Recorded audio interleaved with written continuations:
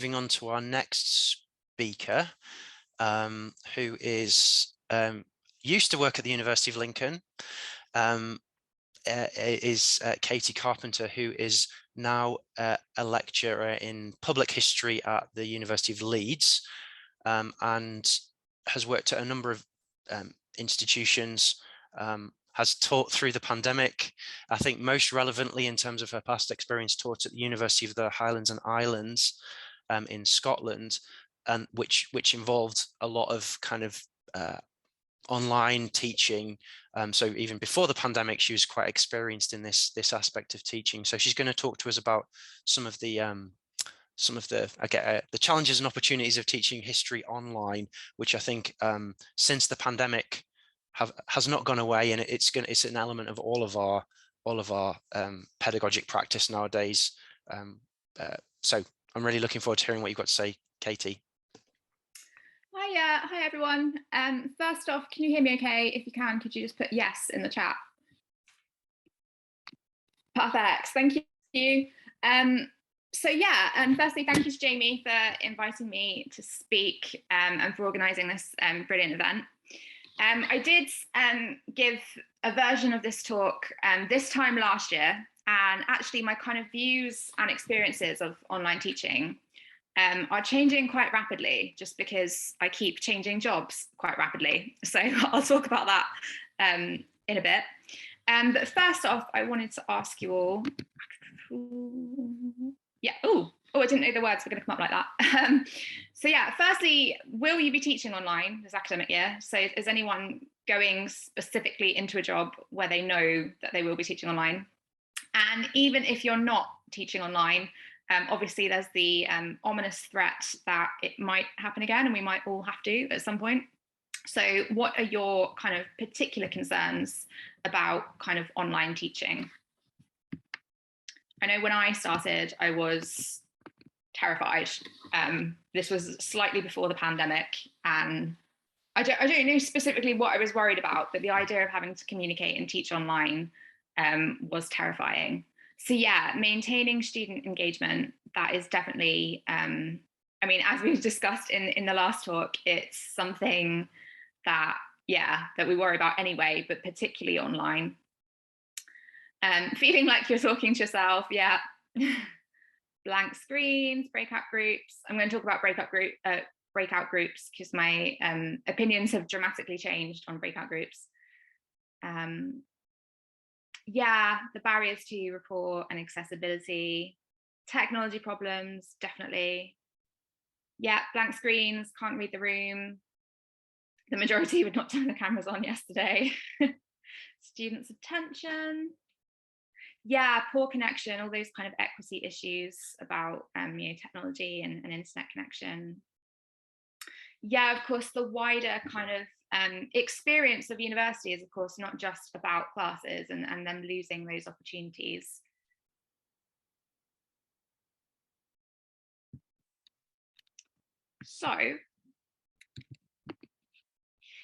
So in my talk today, it is going to be kind of interactive all the way. I'm going low tech, so it will be all kind of in the chat, if that's okay. I'll talk about why that is in a bit. But firstly, I wanted to reflect on what online teaching actually is in 2022, because I think it's obviously changed quite dramatically. Secondly, I'm going to talk more specifically about what teaching history online is and the kind of challenges to that. And finally, I was going to end on some kind of tips and tricks. So I'm going to begin in the most egotistical way imaginable and talk about me. So I joined the University of the Highlands and Islands, I think it was right at the very end of 2019. So if you're not familiar with their model, basically all of their students will go to their nearest college, and they've got various colleges spread across the Highlands and Islands. And then the lecturer is in just one place, and they kind of virtually join every college simultaneously online. So from my perspective, it was like I was living in Berkshire at the time. So I'm just at home in my spare room, and the students are in a different college somewhere, So they're together, some of them. For the bigger colleges, there'd be a group of, say, 10, 15 students there. But for some students who, say, some of them live like on Shetland, there's just like one student that's enrolled in that class. So that student would be by themselves. So they had this online structure prior to when 2020 hit the fan. But then when it did go into the lockdowns in March 2020, it changed so that all the students were now at home joining online. So it was slightly different, and the pandemic absolutely affected the mode of teaching. We still had, all kinds of problems with kind of low attendance because of, just the challenges of joining class at that time. But because it was a university that was already very well equipped to teach online, so everyone already had the technology, or all the staff, had the necessary technology. All the students knew how to kind of use the software because they'd been using it anyway. So there were still problems, but it was a kind of a good place to be at that point when everyone went online. So I joined the University of Lincoln in 2021, at which point I think, it was completely online. I actually never went to Lincoln, never met a student face-to-face, never met any of my lovely colleagues. It was completely online. And then I joined the University of Bristol later in 2021. And Bristol went back to normal, I think, much, much quicker than other universities. So we weren't really doing blended learning. Everything I did, lectures and seminars, were all kind of face-to-face. I was doing the kind of big lectures of like 100 students. That I think was quite unusual. And I think it was at one point on the news because we had like the biggest COVID outbreak in all universities. So a somewhat flawed approach, but almost back to normal from that time. And now I'm moving into a new post where the University of Leeds was doing blended, partially online, and it will now be, in theory, back to normal from September. So my kind of experiences, I guess, of online teaching have been shaped by precarity, by constantly kind of switching roles. And every university has a slightly different approach to it. And every university uses a different word for it. So I wondered, what words and phrases have you heard in relation to online teaching, i.e. just the phrase online teaching, but also stuff like blended learning and other phrases that have kind of emerged because of this shift to online.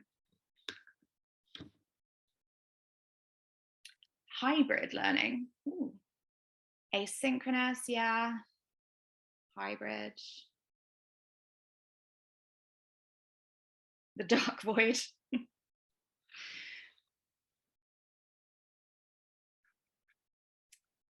I'd forgotten about hybrid. I don't think I've used it. I haven't been at a university that's used the word hybrid. They've all gone for blended.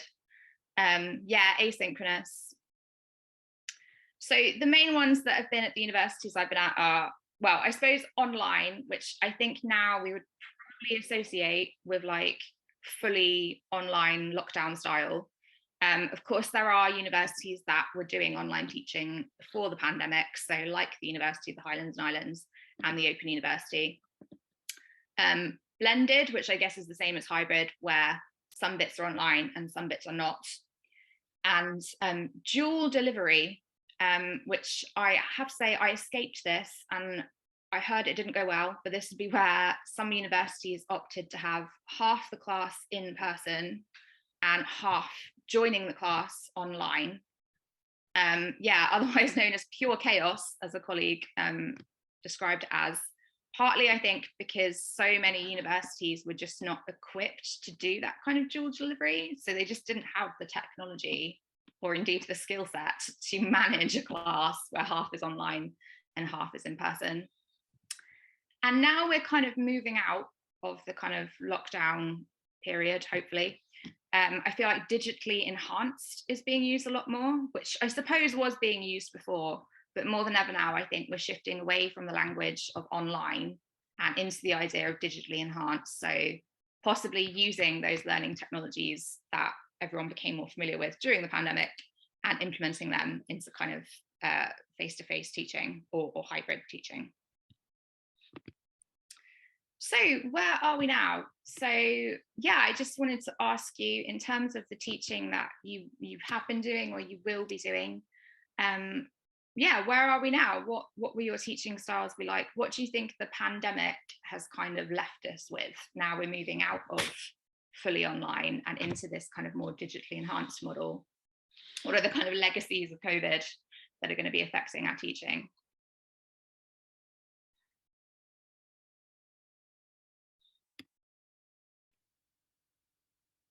Yeah, exactly. It's absolutely true that so many, like the Highlands and Islands and online teaching, I think it's about choice and modality. So of course there's brilliantly designed online programs, and then there's ones, you know, where we were effectively all kind of forced into that, which is why I think I was, you know, somewhere like the University of Highlands and Islands was a very fortunate place to be when the lockdowns happened. Yeah, more things are digitized, absolutely. I think definitely more of a particularly primary sources. I feel like before there was a sense of the secondary reading will be digitized, but that the primary sources are just a kind of printout that you handed on the day. Whereas now, definitely more preparation in that respect.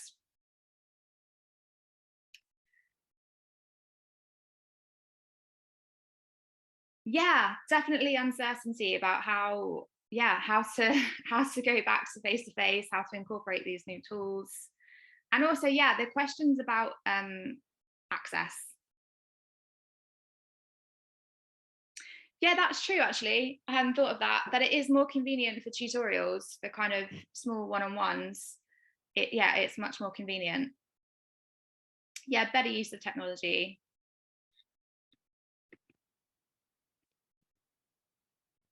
Yeah, definitely the anxiety of kind of readjusting. Yeah, disparities between universities, and that's partly yeah, that's something I've experienced moving jobs quite rapidly. The very different approaches to this kind of new mode of teaching. Yeah, uncertainty and insecurity for teachers, definitely. I'm going to talk a little bit about kind of workload as well, what it means in terms of that. I think some of the sort of good things that have come out of it is greater attention and collaboration in our teaching practices. I think there's much more of a conversation now, when everyone was kind of panicking about how to convert to online. There was a lot more kind of collaboration between colleagues across different universities to talk about how best to do that. To some extent, better awareness of inclusivity issues. So they say that you really learn more about inclusivity and accessibility when you teach online, because it really does highlight some of the particular challenges some students face. So students with caring responsibilities, or students without access to you know, a personal computer or webcam. And hopefully, I like to think, development of kind of staff digital literacy, and also student digital literacy as well. So some of the challenges that I think we're left with from what I call the dregs of pandemic pedagogy. So I find myself particularly frustrated at universities that understandably incorporated particular teaching tasks into their modules as a kind of substitute for kind of contact time, because, you know, they have to at quite short notice. But now in some modules you find, or some universities, these kind of teaching tasks just kind of linger, that they don't necessarily make sense anymore, but they're just still kind of in there. There's also been concerns that online can be used as a blanket solution to inclusivity issues. So perhaps some people are worried there will be suggestions that for any inclusivity issue, the answer is just, oh, well, that student can just be online, instead of dealing with inclusivity issues within the kind of university setting. And also staff workload as well, because I feel, I mean, I don't know, but I think there was probably a time where if you were ill, you just cancelled your classes and rescheduled them. Whereas in a few places, I think now it's like, oh, you're ill, so don't come in, but could you just teach the class online instead? Which obviously also poses some problems. So yeah, that was the first section of kind of where I think we're at now. But I want to talk more specifically about teaching history online. So what we don't do very often in history is we don't teach in labs or other specialist spaces. I mean, we sometimes do, but for the most part, we're kind of seminar lecture based. We don't train our students in particular technologies or equipment. And again, we do sometimes, but there's not like one particular kind of technology or equipment that's used kind of across the sector that you're guaranteed to be trained in on a history program.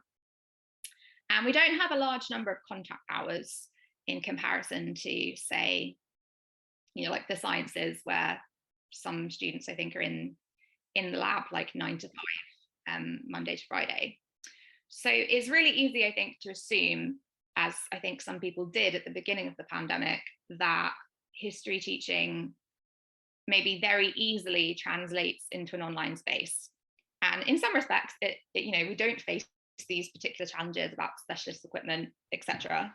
But I think it's worth reflecting on what it is we do as historians in the classroom and how we can then translate that into online teaching. So yeah, this actually leads on really nicely to John's talk.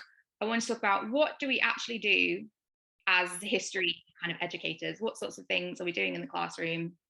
What sorts of things are the kind of standard tasks and activities we would expect of history undergrads in the classroom, i.e. seminars, source analysis.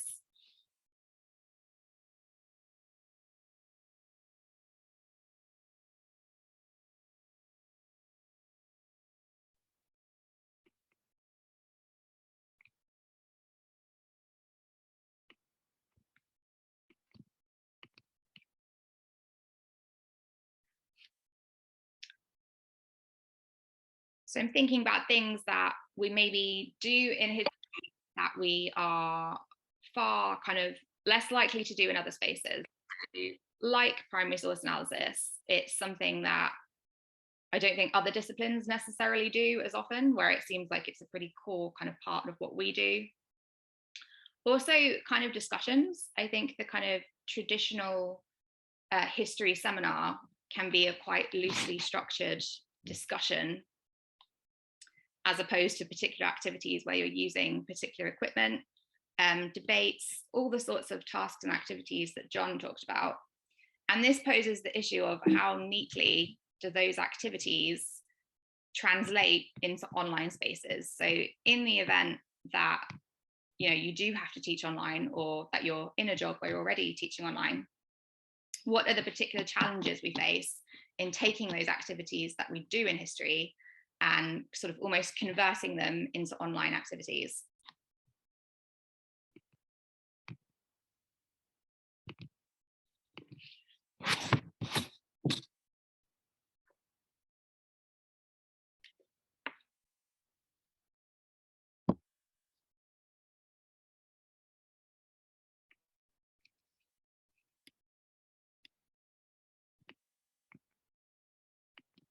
Yeah, organizing discussion can be harder.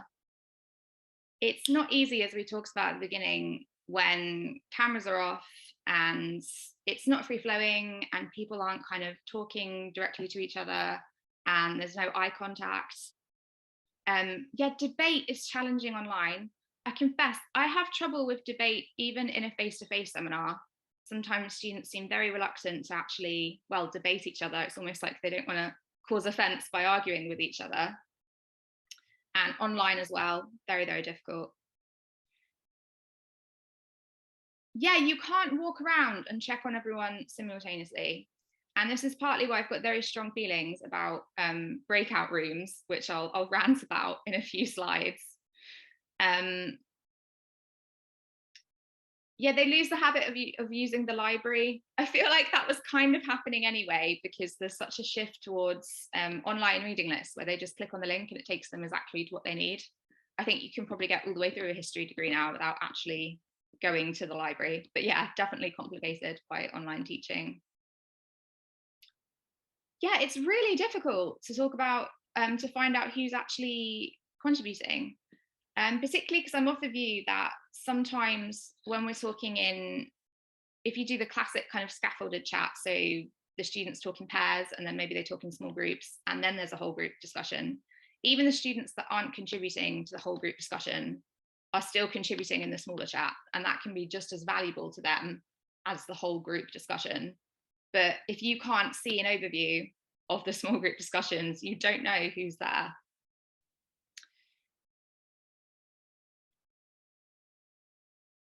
Yeah, filling the silence by lecturing. That's my standard technique for when there's an awkward silence. Breakout rooms can be awkward. Yeah, eye strain, screen fatigue, absolutely. So these are some of the things that I think we do as historians, and some tips for kind of managing them. So pre-recorded lectures, I don't know if any of you will have to do pre-recorded lectures. They might be on their way out, but there's a whole host of issues related to them, particularly the speed that you're talking. I think I'd be more inclined in a face-to-face lecture to kind of naturally repeat things and emphasize them again. Whereas with a pre-recorded lecture, the temptation is to read a script. So I'd say talk slower. Be wary of captioning software. When I had to do this, I think it actually was at the University of Lincoln. It's the first time I had to pre-record lectures. And the software it's very kind of, it favors a middle class home counties accent. So I was mostly fine, but if you know, I was, but it will depend very much on you know, your voice and your accent. And also the captioning software doesn't like, you know, when you're using place names from, you know, that aren't English, the software just can't handle it. And it takes a really long time to sort out those captions. So if you do have to do the lectures, definitely build in plenty of time to go through the captions. Live online lectures. So yeah, this is for me one of the challenges, is worrying that no one is there. And sometimes if you're doing a live online lecture and it's pre-recorded as well, so like you're recording it as you're delivering it live, in a way you worry less that no one's there, because you know that they have to, well, they might be watching it back afterwards. But it's still really, really awkward to feel like nobody's there. So what you can do is incorporate stuff like Mentimeter, Top Hat, Answer Garden, kind of polling software. And it's partly for the students to keep them engaged, and it's partly for you because you just know that there's someone out there listening. Source analysis, it can be great to kind of upload things into Talis Elevate. If your institution doesn't have a subscription to Talis Elevate, you can do something similar on Google Docs. If you just paste the text of a source in, they can annotate them together. There are, of course, some accessibility issues with using lots of different software, which I'll talk about in a bit. And also mini research tasks. So I find myself doing this more since I'm coming out, or since I started online teaching, because we have so many wonderful databases available for historians, you know, the newspaper databases, museum databases, so much stuff. I'm sure your institution has a, you know, a library page with a long list. And these can be quite good to actually do them in class. It can give them a bit of experience of how to use them properly if you kind of demonstrate. And then they can share their finds on kind of Padlet and Google Slides. So the breakout room trap, that's what I call it.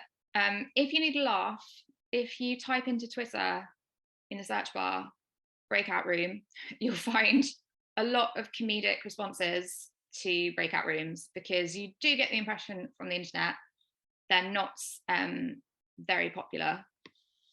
And in fact, this exact tweet, this scenario happened to me this morning when I was in a meeting and was unaware there would be breakout rooms. And it's just a bit off-putting. If you don't know it's coming.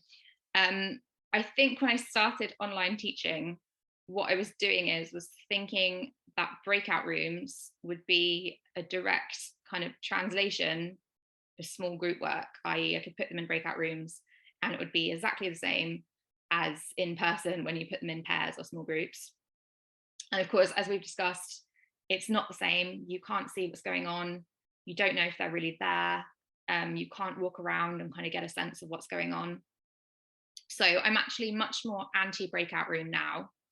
I don't think they're completely useless. I wouldn't say never use them.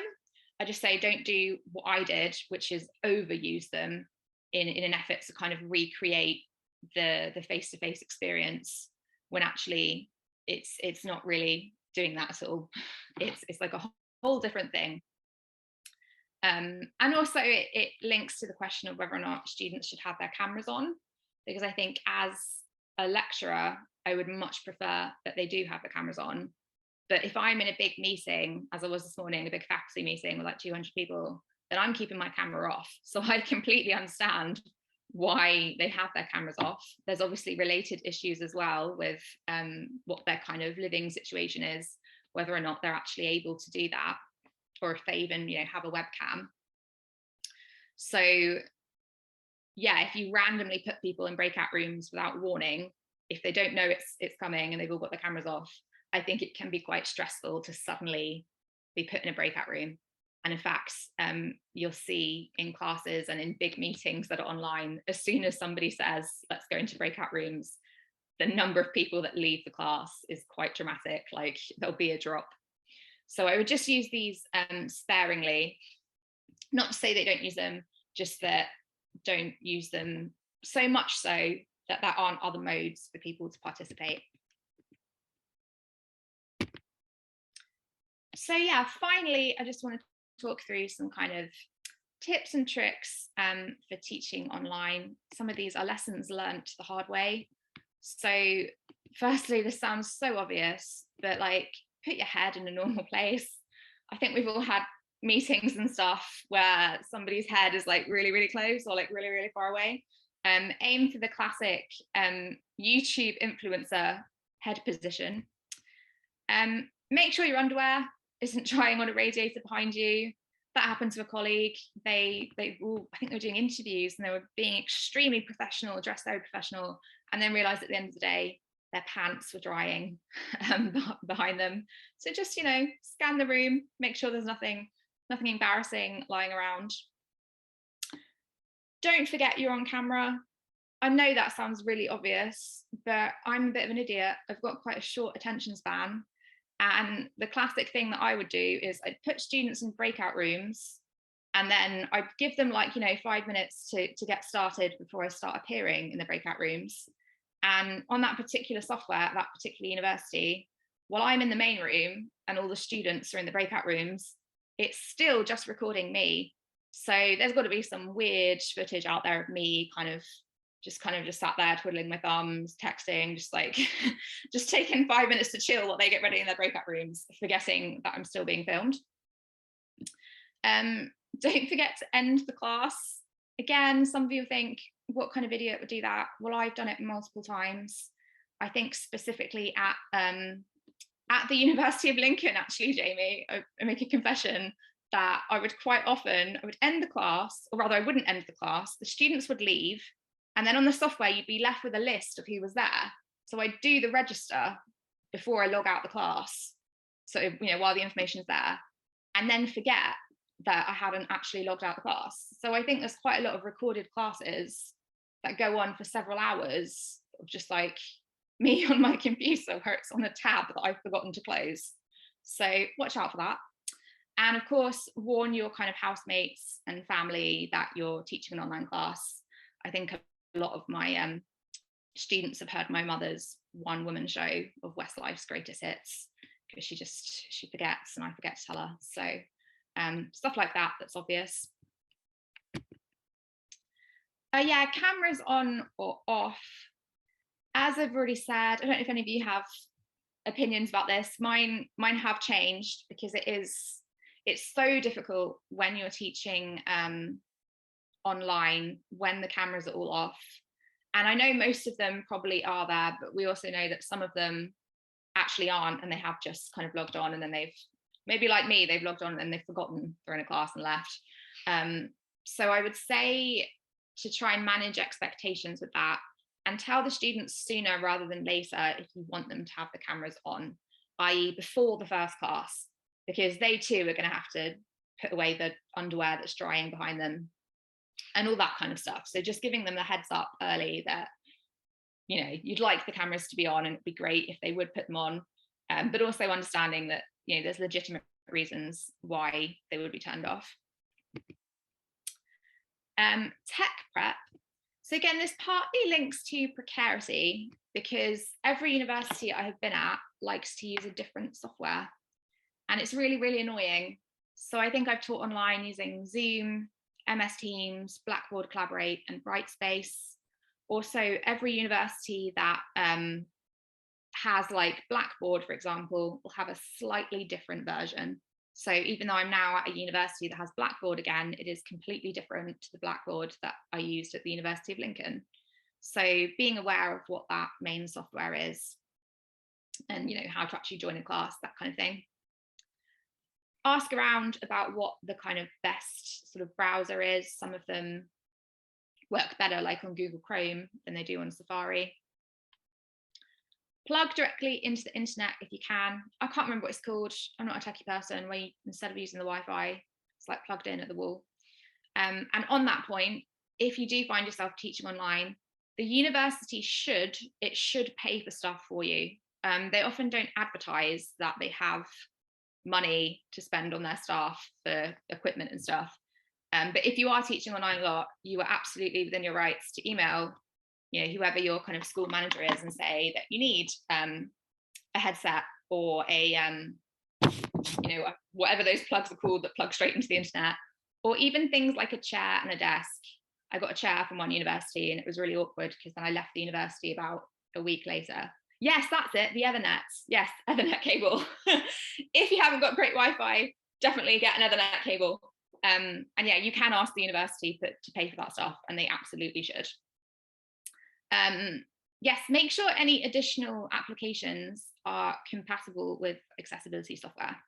So most universities, or certainly the ones I've been at, they have a list of their kind of approved applications that will work with, you know, that kind of software. So if you don't have that list, then, you know, email around, because they should have one. The problem with that is sometimes if you found a really cool software that the university is just not aware of, then it won't be on the list, and then they'll tell you you can't use it. So that's kind of annoying, but still check the list. And if you find a software that's really cool and you think that you should be using it, then just get in touch with usually the digital education team at your university and say, I want to use this software, and then they can source out getting it added to the list so that you can use it. Also, telling the students in advance which additional applications and stuff that you're going to be using. So if you are using a Menti or a Padlet, just letting them know so that they can prepare, particularly in relation to kind of accessibility software. And finally, a lesson that I learned quite painfully is don't go over the top with the different softwares. I think I was so scared about teaching online that I over prepared, and I thought, oh, we'll have tons of fun, really cool stuff. So there's going to be an answer garden, and then there's going to be a virtual discussion board, and then we're going to go to a Padlet, and then there's going to be a quiz on Mentimeter. And it was too much. It was too much content to fit in an hour anyway, but it was too many different technologies. It's confusing for students to have to keep clicking between. It's confusing for me. You end up with about 10 tabs open, and some students are still on other ones, and it's just chaos. So I'd say keep it simple, especially if you're going into different universities and you don't have time to work out how to use their specialist polling software. It's okay to just, I think, keep it simple. It's better to achieve the learning objectives through kind of basic, simple stuff than it is to, you know, go way over the top and pack it in with tons of different softwares. Student engagement. So yeah, just establish in the first class how you want them to participate. So that could be, you know, about whether or not you want the cameras on or off, also whether or not you want them to kind of interrupt and speak aloud, like, which is like, I suppose, like I would in a face-to-face class, I'd say, interrupt me at any point if you have a question. If you want them to do that, then just tell them that it's okay to interrupt and ask a question, or, please put your hand up if you have a question. Just being really, really clear about how you want them to participate. And yeah, using multiple modes of participation. So I don't necessarily mean what I just said a minute ago about having tons of different softwares, but even through like a regular kind of discussion, giving students the option, would they rather speak aloud, or would they rather just kind of put it in the chat?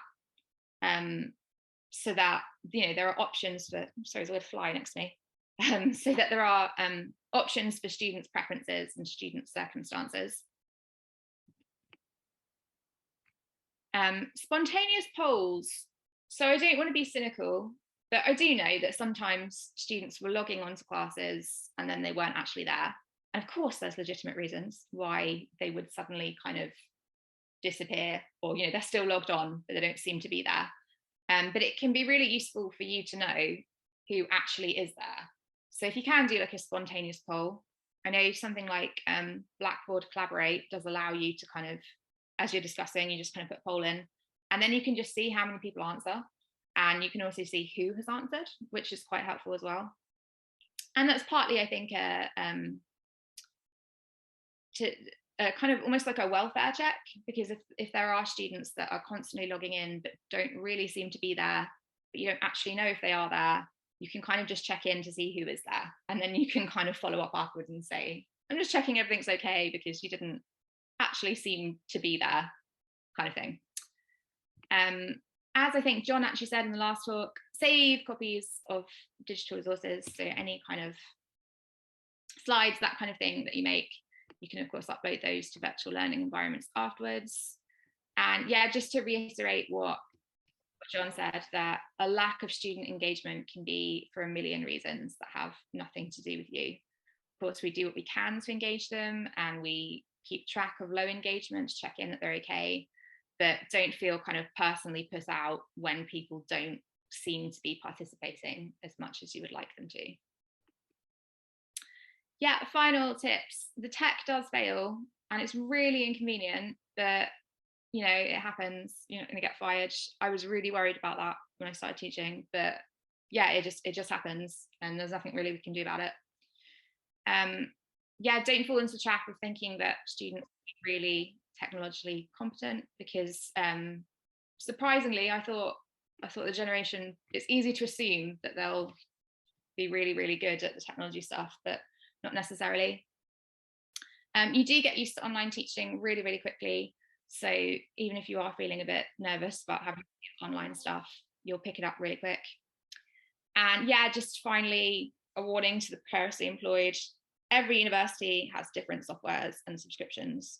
They will also change those subscriptions, and they won't tell you about it. You'll just find out one day when you log on to Blackboard or whatever it is, and suddenly it's different. So just be wary of that if you're moving between jobs. But also it's useful because if you have used a less commonly used software or subscription like Brightspace, then in job applications, when they ask you about digital teaching, you've got something you can write about that no one else will. Okay, well, that's about it for me. And I think we've only got a tiny bit of time left. So I just wanted to ask if you have any tips and tricks you can share for online teaching. I see Amy's already put one. Oh, I like that. A quiet coach and a loud party coach. Oh, that's brilliant. That's good. I might use that.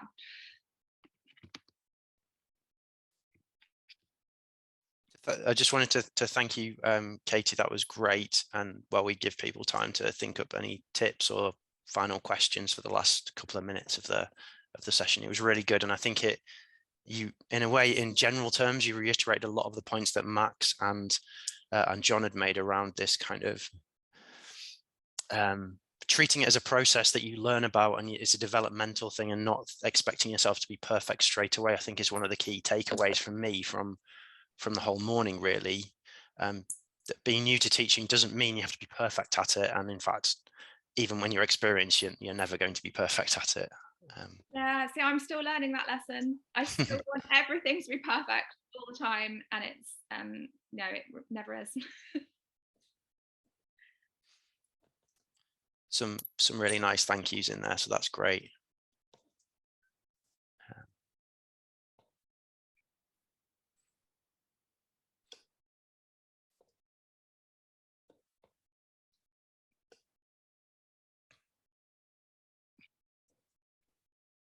I'm wondering if some of those breakout rooms in the University of Lincoln are still open. They're just like ghost rooms that'll never be, digital spaces that will never be closed. I actually lost a student once. I leant on my mouse and I dragged and dropped a student out of a breakout room into the internet. Don't know where they went. Don't think they ever came back. Are they still out there? I don't know. If I trapped a student in the internet.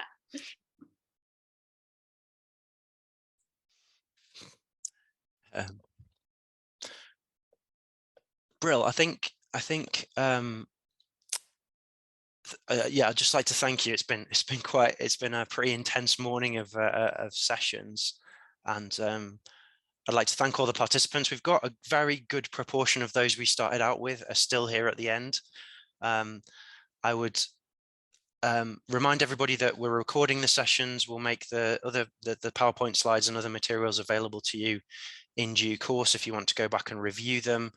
The next tomorrow's session will start at 9:30 UK time, and the Royal Historical Society will be sending around an email to all of you with a link this afternoon, and probably another reminder in the morning, so that will give you the correct Zoom link to be able to access tomorrow's sessions, which move on and deal with a number of other issues facing those who are new to teaching in history. So thanks everybody, and particular thanks to Katie. That was great, and it was really interesting. So I'll close the meeting in a couple of minutes, or in a minute or so. Thanks, Jamie. I think I'll see the next online thing in like now. Isn't there another? There is, yes. I'm speaking at that in about an hour's time. So yeah, but the thing starts in about 2 minutes. So I'll see you. I'll see you there then. Take care.